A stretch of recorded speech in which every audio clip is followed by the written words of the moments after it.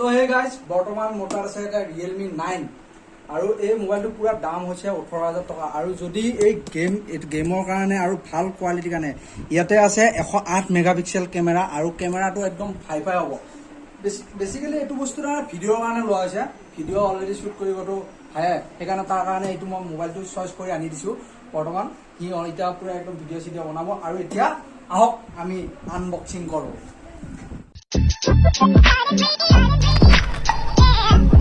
গতিকে গাইজ এতিয়া মোবাইলটো থৈ ল'লোঁ আৰু আনবক্সিং কৰিম এতিয়া ইয়াতে। গতিকে চাওক ভিডিঅ'টো।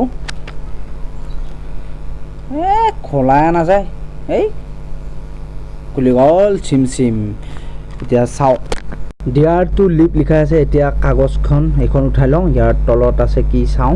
এতিয়া এইখন উঠালোঁ, উঠাই কেনে এই ডকুমেণ্ট কিবা কিবি আছে আৰু এইবিলাক ইমান দৰকাৰ নাই। ইয়াৰ ভিতৰত আছে কভাৰটো ব্লেক হয়, এইখন দৰকাৰ নাই, গতিকে এইখনো দৰকাৰ নাই। আমাৰ মেইন মোবাইলটো, এতিয়া মোবাইলটো চাওঁ আৰু মোবাইলটো এনেকৈ ওলালোঁ। এতিয়া চাওক, এইটো 33 ৱাট ডাৰ্ট চাৰ্জাৰ হয় আৰু ইয়াতে USB টাইপ C হয়, টাটা কেবল এডাল। কিন্তু এই চাৰ্জাৰডাল কিন্তু ইয়াতে যদি আমি এই 33 ৱাট চাৰ্জাৰ যদি চাৰ্জ দিওঁ মিনিমাম 45 মিনিট বা 50 মিনিটৰ ফুল চাৰ্জ। এইখিনি বস্তু মই এক্সাইট কৰিলোঁ আৰু এই বস্তুটো জানাই নহয় এইটো কিহৰ কাৰণে, আৰু এইটো ইমান নকওঁ, বাকী চব এক্সাইট কৰিলোঁ। Realme মোবাইল ফোনটোত 3টা কালাৰৰ সৈতে ডিজাইন কৰা গৈছে।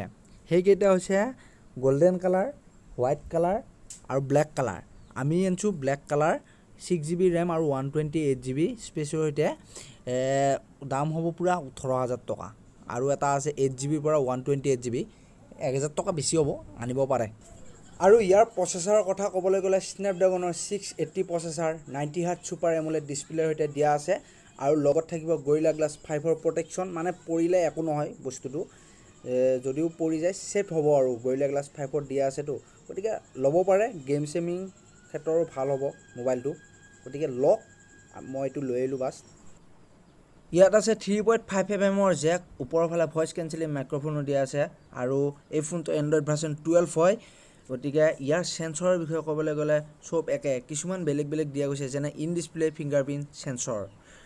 আৰু এই চেঞ্চৰটো মানে কেনেকুৱা বস্তু, আমাৰ যদি সেই ফিংগাৰপ্ৰিণ্টটো টাচ কৰোঁ, তাত মানে আমাৰ এই যোনটো হাৰ্ট আছে সেই হাৰ্টটোৰ লগত এই ফিংগাৰপ্ৰিণ্টটো কানেক্ট কৰে, মানে এই কানেক্ট কৰি কেই ছেকেণ্ড সেইটো দেখাই দিয়ে। আৰু ইয়াৰ কানেক্টিভিটিৰ কথা ক'বলৈ গ'লে মানে ডুৱেল 4G ভল্টেজ ছিষ্টেম দিয়া আছে, ৱাইফাই কলিং দিয়া আছে, ডুৱেল বেণ্ড ৱাইফাই দিয়া আছে আৰু ব্লুটুথ 5.1 ছিষ্টেমো দিয়া আছে। আৰু গাইজ ৰিয়েলমিত প্ৰায় ষ্ট্ৰিমো স্পীকাৰে দিয়া থাকে, যিমানবোৰ ফোন আছে ষ্ট্ৰিমো স্পীকাৰে দিয়া থাকে, কিন্তু এই Realme 9ত মনো স্পীকাৰ দিয়া গৈছে। কিন্তু ভাবি চাওক, মানে বেলেগ মানে এটা লুক এটা আনিছে।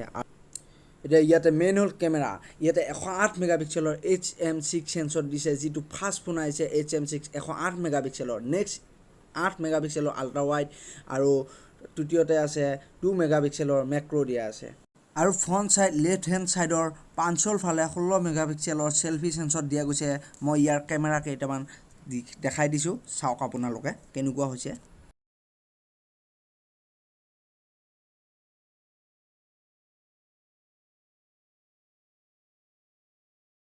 এই Realme মোবাইলটোৰ মানে যিটো ওজন হ'ব লাগিছিল সেই ওজনটো নাই। 5000 mAhৰ ইমান ডাঙৰ বেটাৰী এটা দিয়া আছে, কিন্তু ইয়াৰ ওজন আছে মিনিমাম 180 গ্ৰামছ।